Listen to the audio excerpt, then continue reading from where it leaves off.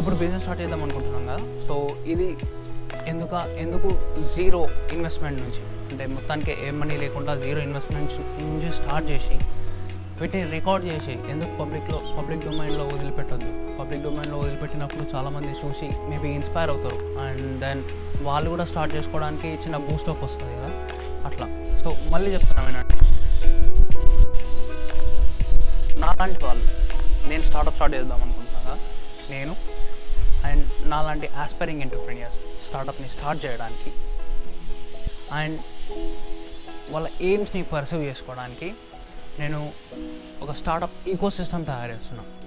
ఈ startup ecosystem ఎట్లా అంటే, సో మన స్టార్టప్ ఈకోసిస్టమ్ తయారు చేయడానికి నేను ఒక క్లాతింగ్ బ్రాండ్ స్టార్ట్ చేస్తున్నాను, ద శాంక్టమ్ అని. ఈ క్లాతింగ్ బ్రాండ్ ఎట్లా అంటే, ఇప్పుడు నార్మల్గా నైక్, అడిడాస్, పూమా ఉంటాయి